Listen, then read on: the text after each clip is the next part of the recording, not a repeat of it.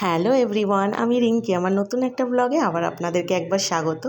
আর এই যে সকাল সকাল আমি চলে এসেছি একটা সুন্দর টেস্টি হেলদি ব্রেকফাস্ট নিয়ে, যেহেতু আমার বাচ্চা আদিদেব 3 বছর বয়স। তো আমি ভাবলাম আজকে একটু নতুন কিছু একটু ট্রাই করি।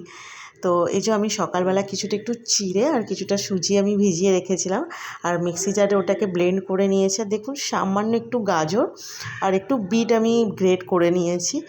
মানে যেহেতু ও খুব ছোট, তো যতটা কোয়ান্টিটি দরকার আমি ততটাই গ্রেট করেছি। একটা গোটা বিটের হাফ বিট নিয়েছি আর সামান্য একটু গাজর। আর এই যে ফ্রাইং প্যানে আমি একটু ঘি দিয়ে দিচ্ছি, সামান্য অল্প একটু ঘি দেবো।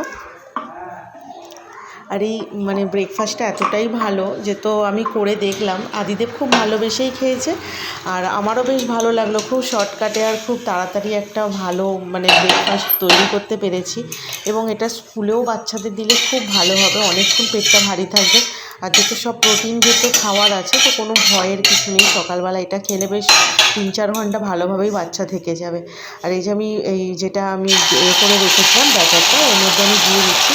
কিন্তু আমার এখানে একটু মিস্টেক হয়েছে, এখানে না আমি একটু সুজির পরিমাণটা বেশি দিয়েছিলাম আর চিড়ের পরিমাণটা কম হয়ে গেছিলো। তার জন্য একটুখানি ওটা না নরম, মানে একটু ফ্রাই হতে একটু আমার অসুবিধাই হয়েছিল। আপনারা যখনই এটা করবেন এর মধ্যে চিড়ের ভাগটা একটু বেশি দেবেন আর সুজিটা একটু কম দেবেন। তো যাই হোক, এই যে আমি একটু ঢাকা দিয়ে দিলাম। আর এই যে যেটা আমি মানে গ্রেট করে রেখেছিলাম গাজর আর বিট, সেটা আমি ওপর থেকে দিয়ে দেবো। এরকম আমার দুটো হয়েছে, তো আমার বাচ্চা একটাই খেয়েছে আর ভালোবেসেই দেখলাম ও এটা খেয়েছে। আর অনেকক্ষণ পেটটা ভারীও ছিল, বেশ আমারও ভালো লাগলো। যেহেতু সকালবেলা এত কষ্ট করে করেছি, আমি ফার্স্ট টাইমই করলাম, তো ওর উপরে ট্রাই করলাম যে ও খাবে কি না, তো দেখলাম না খেয়েছে। আর এই যে আমি বিট আর গাজরটা দিয়ে দিলাম, দিয়ে সামান্য একটু ঢাকা দিয়ে রাখবো। দেন আমি এর মধ্যে অ্যাড করেছি হচ্ছে একটু চিজ। এর মধ্যে পনির অ্যাড করলে খুব ভালো হতো, কিন্তু আমার কাছে পনিরটা ছিল না, তো চিজটা ছিল, তো আমি একটু সেটা নিজের মতন করেই দিলাম।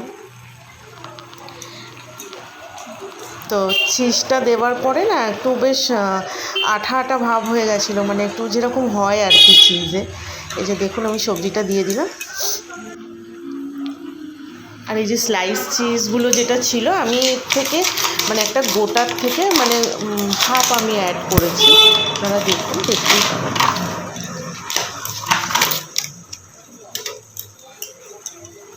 এই যে সামান্য একটুখানি আমি চিজ নিয়ে নেবো, যেহেতু মানে ফার্স্ট টাইম ওকে আমি চিজটা দিচ্ছি, ও কোনো দিন খাইনি এইসব খাবার।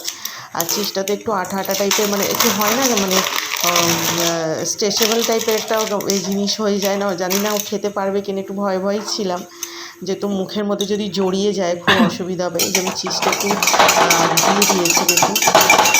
আর এই যে অসুবিধাটা আমার কেন হচ্ছে জানেন, এই সাইড থেকে এটাকে করতে আমি যেহেতু সুজির ভাবটা একটু বেশিই দিয়েছি, তারপরে চিজটা যেহেতু ওর মধ্যে একটু গরম হতে একটা আঠা আঠা ভাব দেখছেন, একটা কেমনভাবে হয়ে গেছে। তো যাই হোক, আমি সুন্দরভাবেই এটা টেস্টি করার চেষ্টা করেছিলাম, আর বাবু বেশ ভালোভাবেই খেয়েছে। আপনারাও মানে করে দেখতে পারেন আপনাদের বাচ্চাদের জন্য। এই যে দেখুন ফিনিশিংটা এটা হয়েছে।